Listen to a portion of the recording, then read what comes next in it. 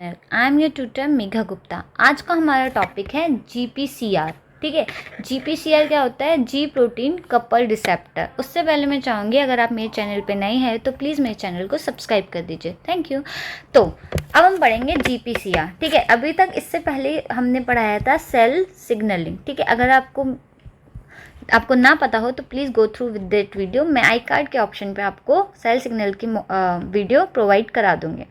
GPCR जैसे कि मैंने बताया था लास्ट वीडियो में भी, जो आपके पाथवेज होते हैं वो 3 कैटेगरी में डिवाइडेड थे। पहला GPCR, दूसरा एंजाइम लिंक्ड और तीसरा आपका आयन चैनल। ठीक है, एंजाइम लिंक्ड आपका फर्दर डिवाइडेड था 3 कैटेगरीज में। तो अब हम एक एक पाथवे के ऊपर बात करेंगे। पहला पाथवे है GPCR पाथवे, जिसको आप जी प्रोटीन कपल रिसेप्टर भी बोलते हैं, और उसी सेम GPCR को 7 ट्रांसमेम्ब्रेन डोमेन रिसेप्टर भी कहा जाता है। क्यों कहा जाता है? क्योंकि वो क्या करता है, सिग्नल पास करता है through the 7 folds of membrane. ठीक है, वहाँ पे क्या होती है, 7 मेम्ब्रेन एक दूसरे के साथ ऐसे फोल्ड होती हैं, तो सिग्नल जो है उन्हीं के थ्रू पास होता है। ठीक है, GPCR में सबसे मोस्ट इम्पॉर्टेंट 2 पॉइंट्स है। पहला कि वो 7 ट्रांसमेम्ब्रेन रिसेप्टर है, यानी उसमें 7 ट्रांसमेम्ब्रेन रीजन्स होते हैं, और दूसरा इम्पॉर्टेंट है कि उसके अंदर जो प्रोटीन यूज़ किया जाता है वो है आपका जी प्रोटीन। ठीक है, जिसकी 3 सब यूनिट्स हैं, जी अल्फा, जी बीटा और जी गामा। ठीक है, आप जैसे कि आप देख सकते हैं ये ट्रांसमेम्ब्रेन रीजन है, जैसे कि ये सेल है आपकी, सेल मेम्ब्रेन भी कह सकते हैं आप इसको। यहाँ पे रिसेप्टर बाइंड है। ठीक है, यहाँ रिसेप्टर बाइंड है। अब कोई भी स्पेसिफिक रिसेप्टर का स्पेसिफिक लिगेंड है, तो जैसे ही ये लिगेंड इस रिसेप्टर पे जाके बाइंड करेगा, ये सिग्नल जो है इस 7 ट्रांसमेम्ब्रेन रीजन से पास होता हुआ जी प्रोटीन तक पहुंचेगा। ठीक है, तो यहाँ पे स्पेसिफिक चीज़ ये है, जैसे कि मैंने अभी बताया कि 3 सब यूनिट है, जी अल्फा, जी बीटा और जी गामा। तो पहले क्या होता है कि ये जो तीनों सब यूनिट्स हैं ये एक दूसरे से अटैच होती हैं इस तरीके से। ठीक है, जब जी अल्फा आपका GDP की स्टेट में होगा तब वो क्या रहेगा, इनएक्टिव रहेगा।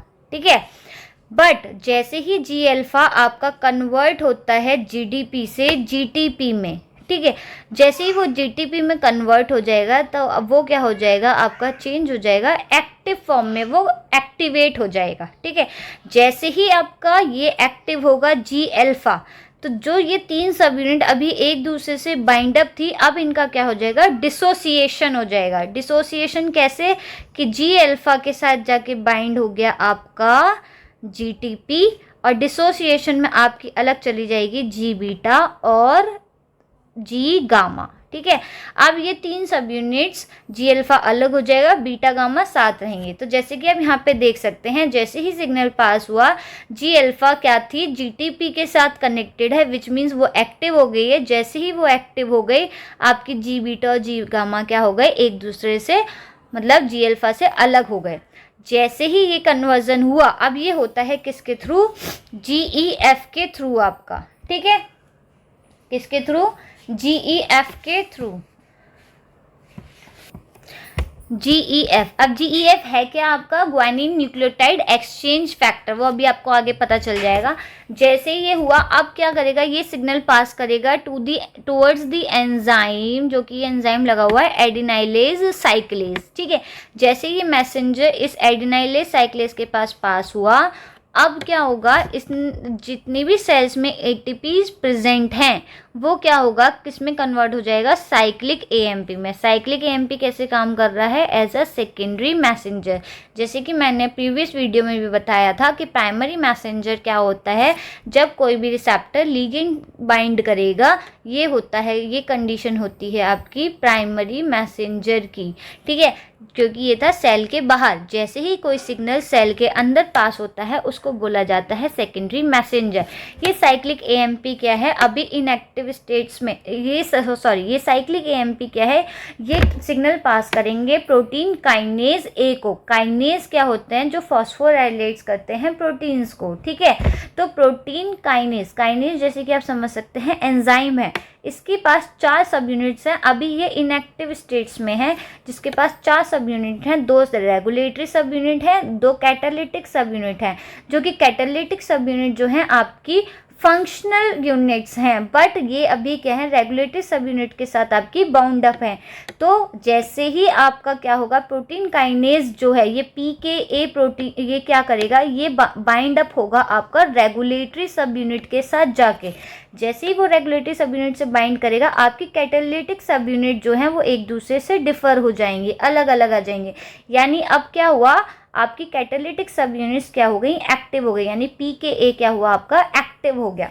अब यही क्या करेगा, सिग्नल को पास करेगा एक सेल जिसके अंदर न्यूक्लियस प्रेजेंट है, वहाँ पे क्या है आपका CREB प्रोटीन है, ठीक है। वो CREB प्रोटीन क्या करेगा, फॉस्फोराइलेट करेगा किसके साथ, DNA के साथ। CREB क्या है, cyclic AMP response element binding protein है, ठीक है। जैसे ही ये DNA के साथ बाइंड करेगा, binds to the DNA promoter sequence, जब ये फॉस्फोराइलेट हो जाएगा तो वहाँ पे क्या होगा, ट्रांसक्रिप्शन फैक्टर हो जाएगा। तो जो सिग्नल यहाँ से स्टार्ट हुआ था वो आपका इस तरीके से सेल के अंदर इंट्रासेलुलर सिग्नलिंग के तौर पे होता हुआ प्रोटीन की सिंथेसिस कर देगा। जो वो सिग्नल लेकर आया था वो उसने प्रोटीन तक पहुंचा दिया है। जैसे कि आप देख सकते हैं, ये ट्रांसमेम्ब्रेन जो सेल के अंदर का रीजन था वो कौन सा था, साइटोसोल। जब सिग्नलिंग साइटोसोल के अंदर हो रही है इसीलिए उसका बोला जाता है इंट्रासेलुलर सिग्नलिंग पाथवे, ठीक है। अब हम फ्लोचार्ट फॉर्म में देखेंगे कि GPCR होता क्या है। ये था आपका डायग्रामेटिक फॉर्म में। अगर आपको ना समझ में आया तो आप कमेंट सेक्शन में कोई भी क्वेरी मुझसे पूछ सकते हैं, ठीक है। अब होता क्या है, एक्स्ट्रा सेलुलर सिग्नलिंग जो है आपकी, जैसे कि कोई भी एग्जांपल ले लो, जरूरी नहीं है एपिनेफ्रिन, कोई सा भी जो भी हार्मोनल सिग्नलिंग मॉलिक्यूल हो, जैसे ही वो किसी भी रिसेप्टर पे जाके बाइंड करेगा वो वर्क करेगा एज अ प्राइमरी मैसेंजर, ठीक है, for the receptor bind to the cell membrane.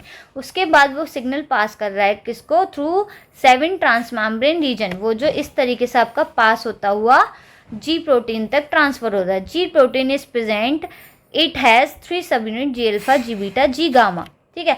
G alpha जैसे ही GDP, अगर वो GDP की स्टेट में है तो वो इनएक्टिव स्टेट में है, ठीक है। तो वहाँ पे GEF guanine nucleotide exchange factor क्या कर रहा है, कन्वर्ट कर रहा है GTP को GTP में, यानी ग्वानिन डाइफॉस्फेट को ग्वानिन ट्राइफॉस्फेट में। जैसे ही G अल्फा के साथ बाइंड हुआ GTP तो अब क्या हो जाएगा, G अल्फा एक्टिवेट हो जाएगा। इसके एक्टिवेट होने के बाद आपका G बीटा G गामा सब यूनिट्स का डिसोसिएशन हो जाएगा, ठीक है। तो G अल्फा क्या करेगा, एक्टिवेट्स, उसके बाद जैसे G अल्फा GTP के साथ जाके बाइंड हुआ वो क्या करेगा, एक्टिवेट करेगा एंजाइम एडिनाइलेज साइक्लेज को, ठीक है। अब ATP प्रेजेंट जो inside the cell convert into cyclic AMP work as a secondary messenger. जैसे कि अभी बताया, जितनी भी सेल्स के अंदर ATP प्रेजेंट है वो सब के टुवर्ड्स कन्वर्ट हो जाएंगी साइक्लिक AMP के लिए, जो एज अ सेकेंडरी मैसेंजर काम करेगा। The primarily effect cyclic AMP are primarily mediated by the CAMP dependent protein kinase A.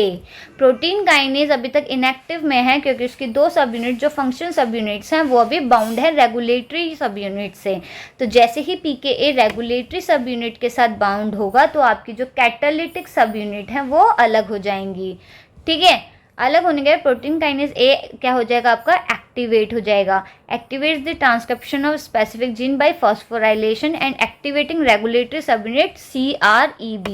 CREB क्या है आपका, cyclic AMP response element binding protein. CREB binds to the cyclic AMP response element CRE in the promoter region of genes and stimulates their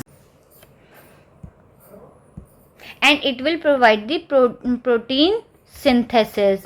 तो जो एक signal pass हुआ था, receptor ने accept किया था, वो कहाँ तक पहुँच गया, आपका न्यूक्लियस ऑफ द सेल, जिसने प्रोटीन को वो जो सिग्नल है वो पास कर दिया है। That's all about the topic GPCR। GPCR को 7 ट्रांसमेम्ब्रेन रीजन, सेरोटोनिन रीजन भी कहा जाता है, ठीक है। अगर आपको मेरी वीडियो पसंद आई है तो प्लीज़ इसको लाइक करें, शेयर करें और मेरे चैनल को सब्सक्राइब करें।